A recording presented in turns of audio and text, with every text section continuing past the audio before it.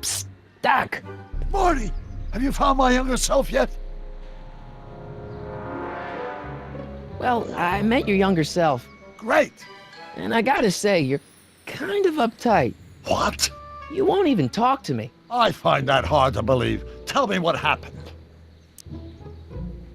I tried asking him about your rocket drill, but he says he's not a scientist. What? What? Father.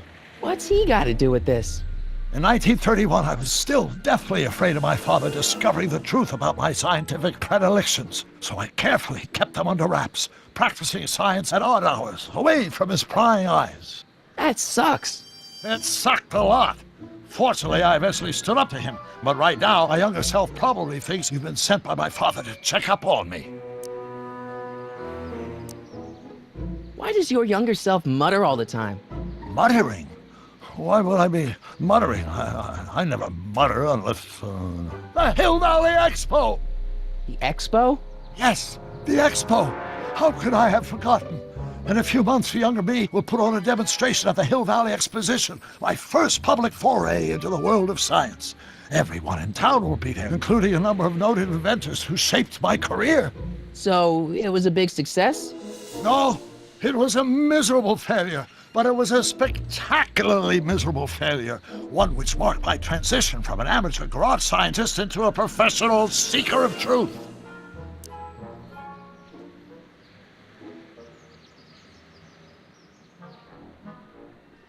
What does this expo have to do with you muttering all the time? When I was younger, I used to relieve stress by working on complex mathematical conundrums. No doubt my younger self is working on some impossible problem in an attempt to work off cerebral steam in the weeks before the exposition. What was I muttering about? I don't know, h to the something with an inverse of something else. I'm not so good at equations. That's too bad. I bet if we could solve my younger self's problem, he'd be more inclined to listen to you.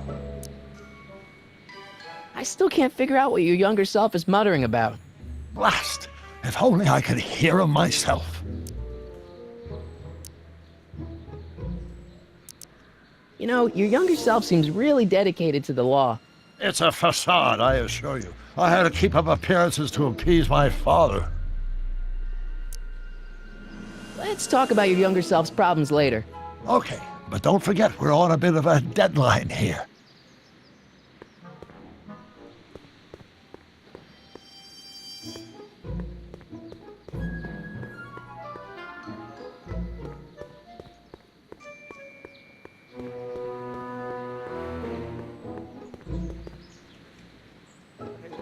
Terrible.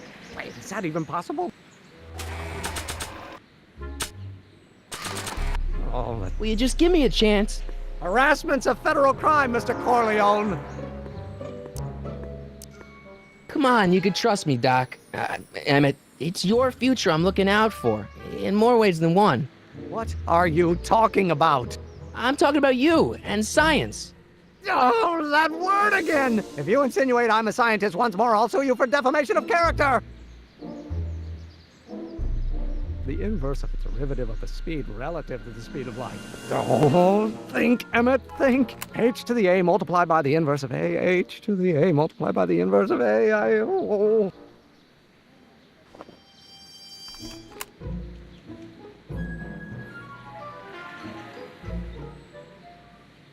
Oh, it brings us back to H.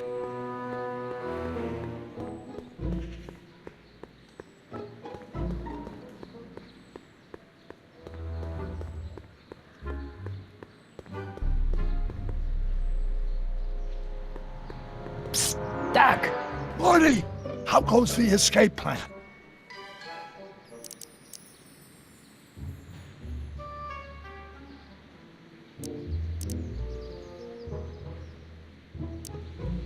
So, Doc, does this ring a bell?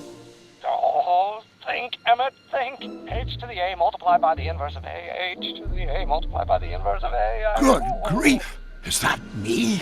I sound so... Young? I was gonna say intense. I forgot how wound up I used to get. Yeah, but what are you muttering about? Oh, that's easy. It's Ivanov's conundrum. Just tell my younger self that H equals a Hamiltonian operator. Won't giving him the answer mess up the time stream? Only if it turns out that reality is actually nothing more than a holographic illusion created by the interplay of subatomic particles on a vast two-dimensional membrane. So... It'll be fine.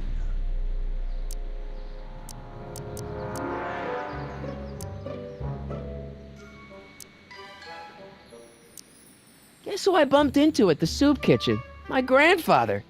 No! Don't worry, I didn't talk to him or change his future or anything. Good. I wish I could, though. This era's Tannen is treating him like dirt. Don't worry. If history plays out as it's supposed to, he'll soon be out from under Kit Tannen's thumb and free to live out his life as a humble accountant with your grandma. What was her name again? Sylvia. Right, Sylvia.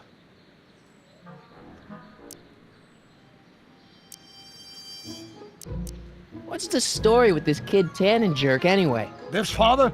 By this time next year, he'll be pulling down a life sentence in San Quentin. There was even a song about it. Wait, if Biff will be born in 1938 and Kid will be in prison... As I recall, he escaped from prison in 1937 for about 3 hours. That's a busy 3 hours. No kidding. What do you know about Edna Strickland? Edna, we never really socialized when I was younger. She was a few years older than me, and we traveled in different socioeconomic circles. Why do you ask? She thinks you're a hero for burning down that speakeasy. She's doing a story on you. A story? Oh, yes, now I remember. Ask Edna, the etiquette column that doubled as a pro-temperance soapbox. She believed that the consumption of alcohol would inevitably lead to a complete societal breakdown. Sounds like a fun gal. You should have seen her when the hippies started showing up in the 60s. She just about lost her mind. That would explain a lot.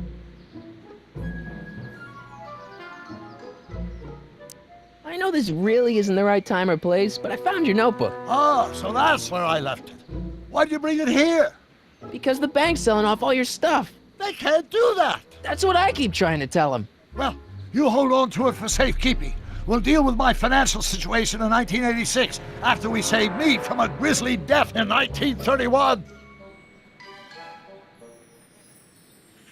Hang in there, Doc. Not the best choice of words, Marty.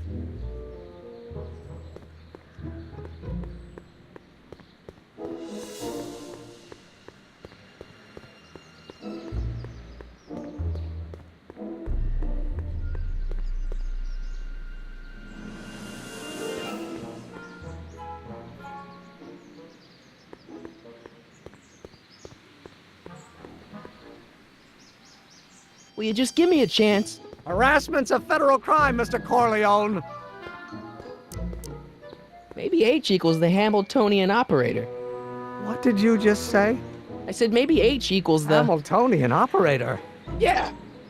Great Scott! If H is the Hamiltonian, then H to the A multiplied by the inverse of H can only be the same as the expectation value for A. That's it! That's the solution to Ivanov's conundrum, the problem I've been wrestling with in my head all week! I'm sure you would have figured it out by yourself in a day or two. The way you figured out how to build that rocket-powered drill. Where did you learn so much about science?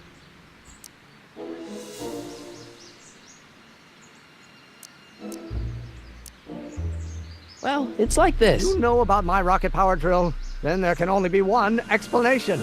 What? You're from the patent office! I confess I didn't quite know what to expect when I sent the paperwork, but I never expected this. Welcome! I'm at your service. What can I do for you? Can I see your rocket-powered drill? Of course, of course. Naturally, it's just a scale model, but it's nearly operational. I can show it to you, say, first thing in the morning?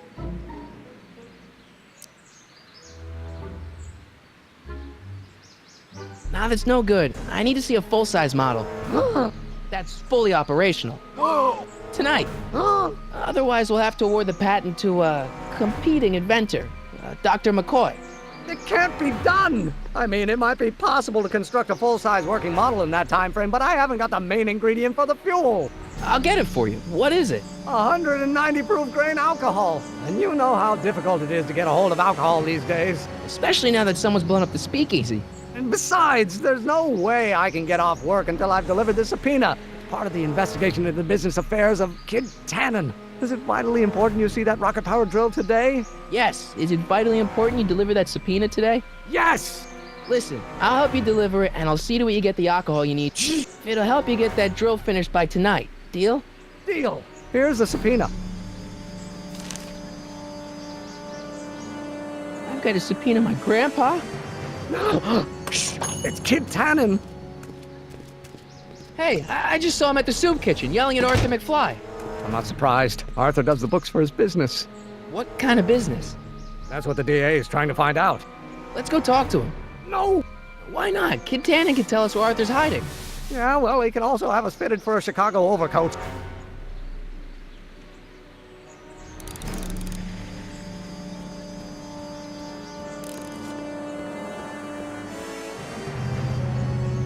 Hey, Miss Strickland. Oh, hello, Mr. Corleone. Try not to draw any undue attention my way. I'm on the trail of a hot new scoop, as we in the newspaper business say. What's the scoop? I've heard rumors that something shady is going on at the Sisters of Mercy soup kitchen. It's under new management, you know. And, oh, we mustn't jump to any conclusions. Not till the facts are in. I hope to heaven it is just a rumor. That soup kitchen is the front line in the good fight. If it goes bad, what will happen to the Stay Sober Society? Not to mention all the charitable institutions that depend on me for soup deliveries.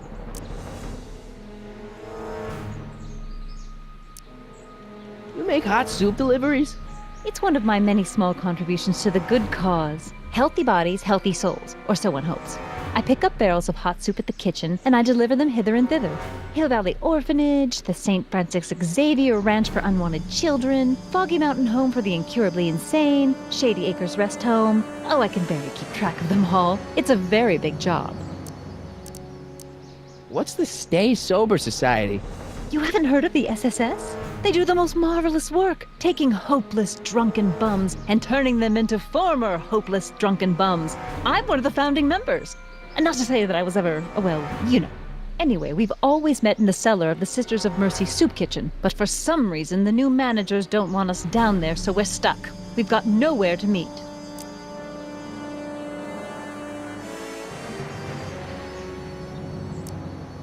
Hey, I can help you deliver soup. I donate a lot of time to charities. Oh? Which ones? The, Mario Brothers. Ah, yes. The Italians do so many good works. If you'll just fix it so I can pick up the barrels of soup. Now hold your horses, let's not get overeager. I drive the soup cycle in this town, and I'm not about to turn it over to an upstart. But if you're well connected with the local charitable institutions, Yeah? you can let me know when they're running low on soup.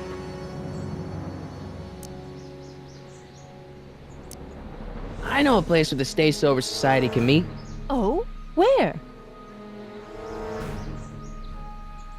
You could meet in the Speakeasy, the one that got bombed last Wednesday. Now wouldn't that be poetic irony? But I'm not sure the building is structurally safe.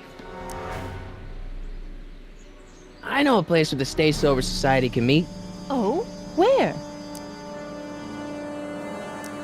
You can meet over there in the jailhouse. I think they have an empty cell. No, the jailhouse has bad associations for some of the Stay Soberites. I know a place where the Stay Sober Society can meet. Oh? Where? The Brown residence. You mean Judge Brown's place? Yeah, I happen to be good friends with his son Emmett, and he's told me the judge would love to lend his place out for, you know, good causes like yours. Really? Why, that's the most generous, public-spirited offer I've received in a month of Sundays. Please tell your friend Emmett we accept. The meeting isn't due to start for a little while, so that'll give our people some time to set up.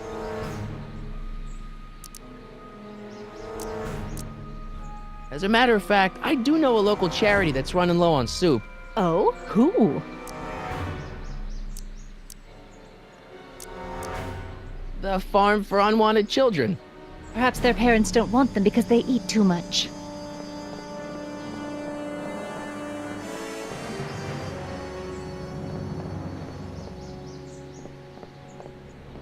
All right, Edna, just think of all those poor unfortunates and hold your nose. Mr. Donnelly!